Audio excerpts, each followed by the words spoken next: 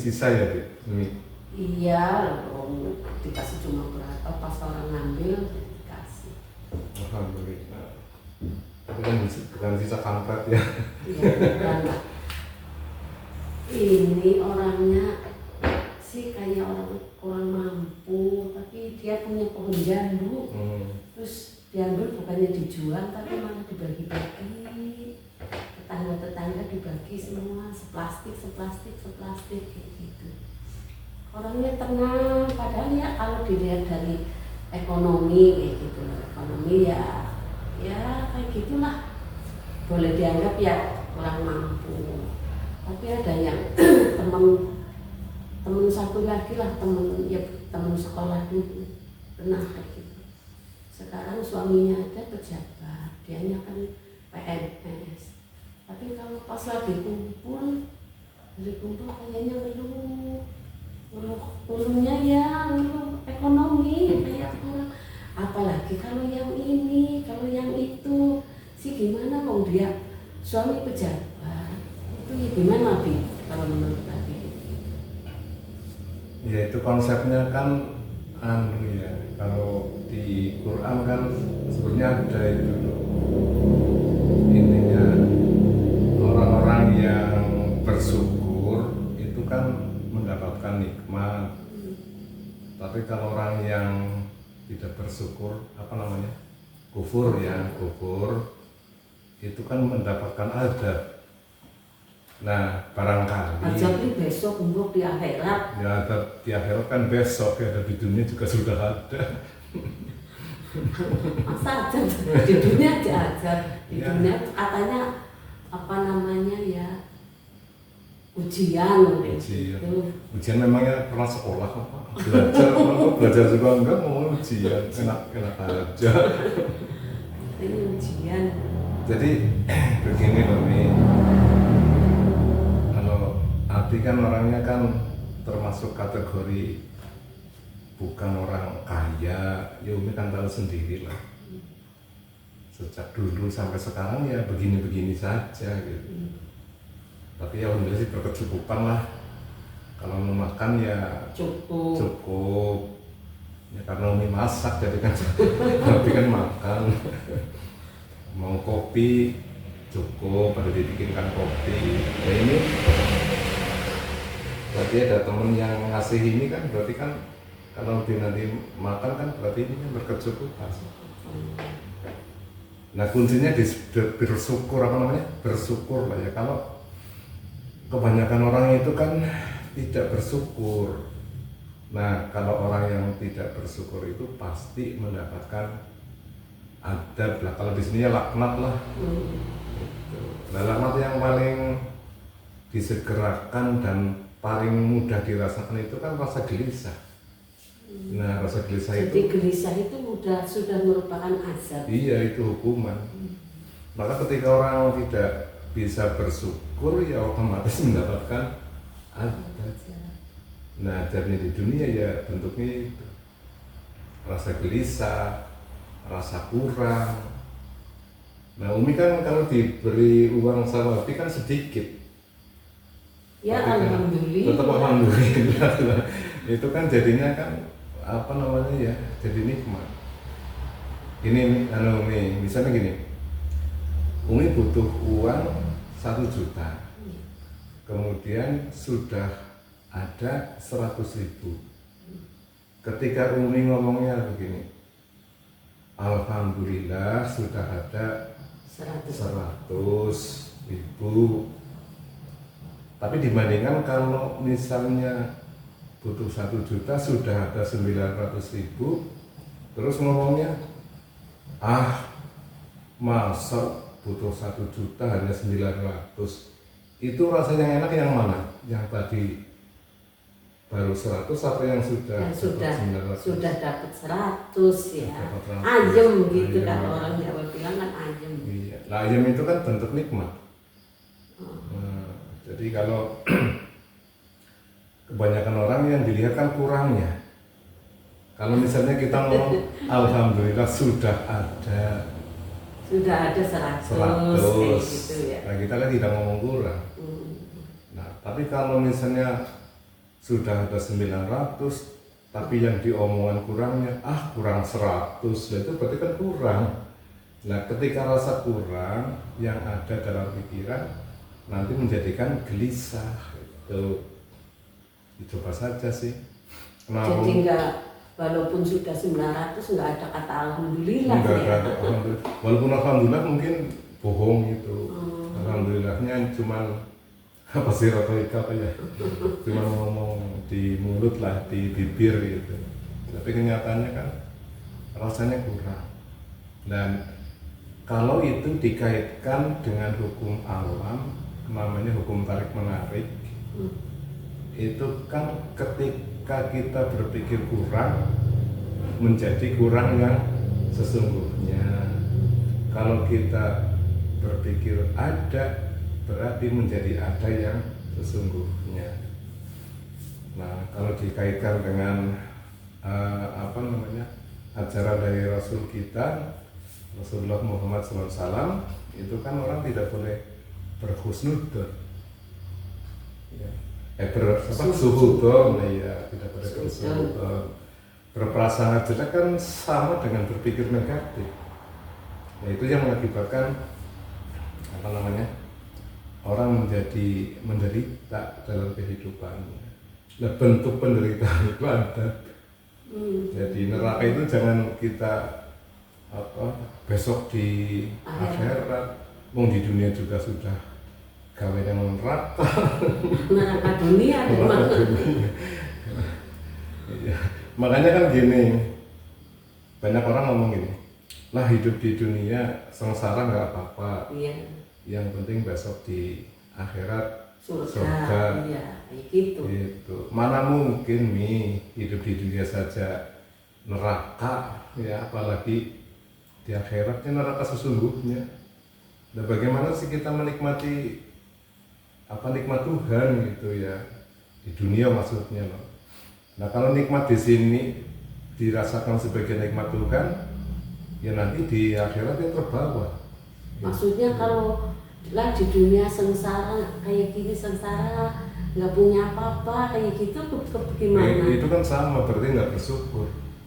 Maksudnya nggak punya apa-apa, nggak punya ini benda apa-apa, ya cuma sekedar makan kan nggak apa-apa di dunia miskin kayak gini. Mudah-mudahan di sana di surga, begitu gimana? Ya itu nggak bisa, kalau dirasa miskin menjadi kekurangannya berarti menderita terus hidupnya. Orang yang hidupnya menderita di sini kan sama dengan mendapatkan adab. Nah terus kalau orang-orang miskin yang miskin yang memang kekurangan terus sama pejabat kayak gitu yang hartanya banyak, jadi yang pejabat masuk surga kayak gitu apa gimana? Jadi dikira pejabat yang uangnya banyak, jabatannya tinggi itu bahagia hidupnya? Kan belum tentu.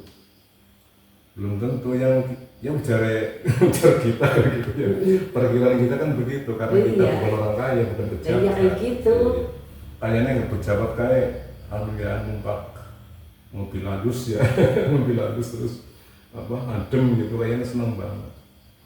Nah belum tentu mereka begitu. Buktinya banyak pejabat yang malah hidupnya malah menderita.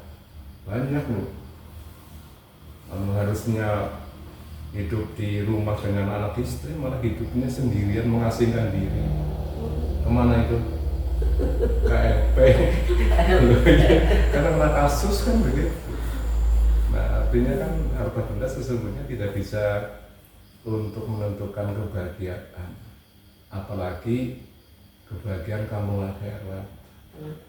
Iya, kampung dunia saja tidak bisa. Ya.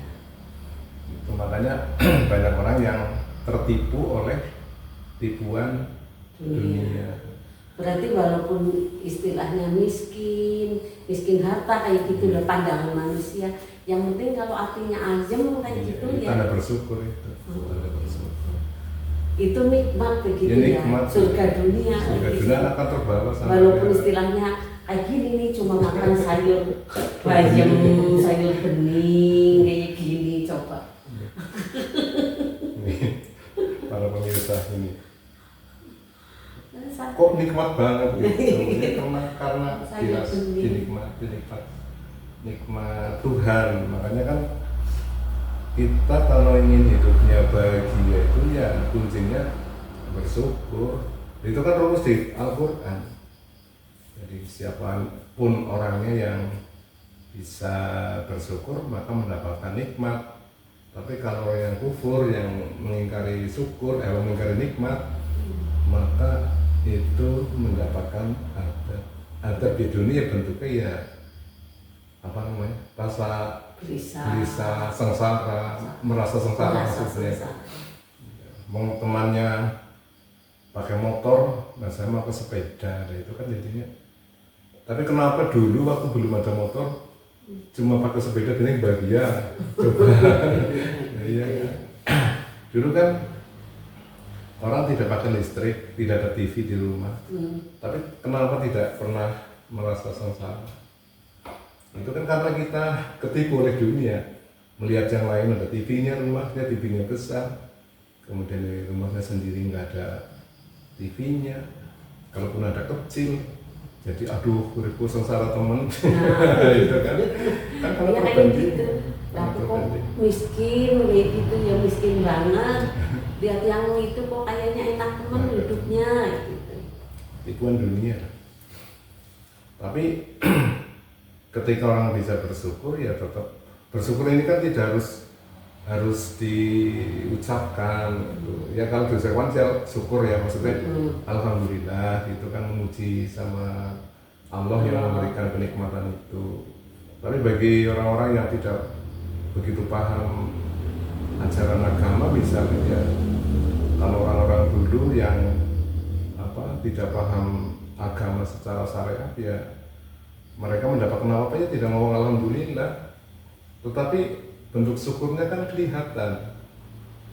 Contohnya ini orang tua kita kan gitu dulu ya, kalau dapat habis panen itu kan terus ngasih apa-apa sama tetangga, itu kan bentuk syukur. Iya, ini kayak cuma punya teman satu dibagi-bagi, semua tetangga dikasih. Nah kalau seperti itu yang bahagia yang diberi apa yang memberi?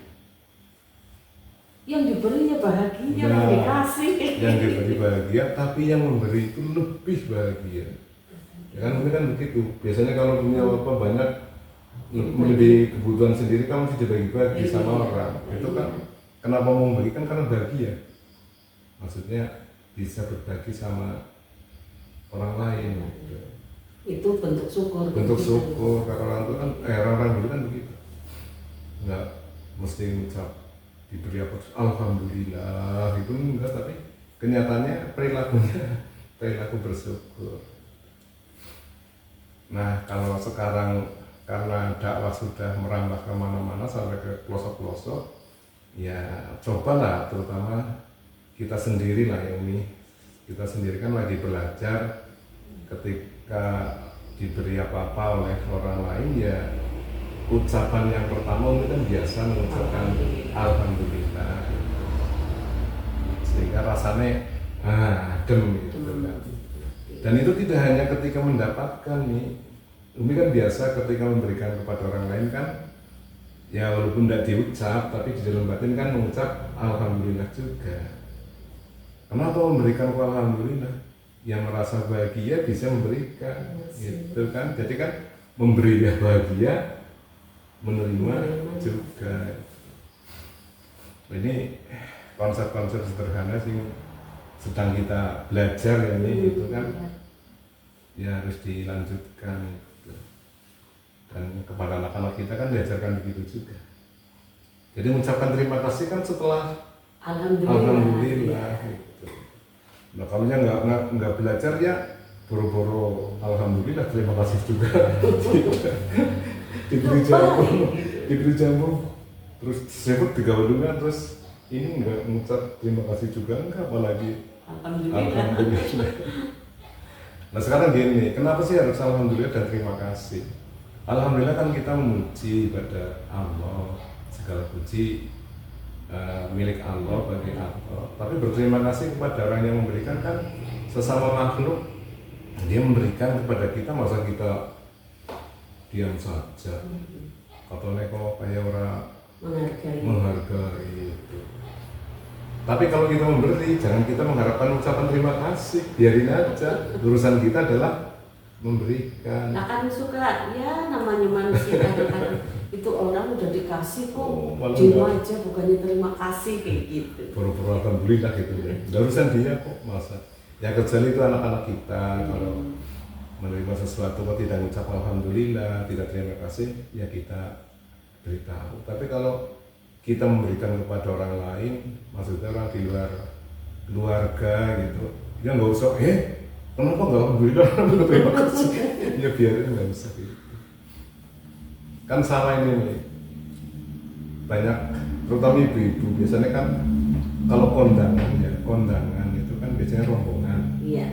Rombongan. Nah, ketika datang ke tempat kondangan, terus yang punya rumah itu kurang menghormati, biasanya pulangnya kok pada itu menggunjing ya, ngerasani ya. Iya, kadang. Lah ngerti ya mikir sih amplopnya selalu ibu baik. Tapi nyata begitu ya. Nyata banyak. Begitu. Tapi yang mudah-mudahan Umi enggak. Umi tahu kalau Umi begitu ya namanya belajarnya belum jadi. Udah lama belajar masa ajek bae, kelas ajek bae. Ya itu kan kalau kondangan misalnya. Urusan kita kan kondangan itu kok supaya enteng, supaya ringan. Tujuannya membantu. Iya. Makanya disebut kondangan. Dari supaya dangan itu enteng, ringan.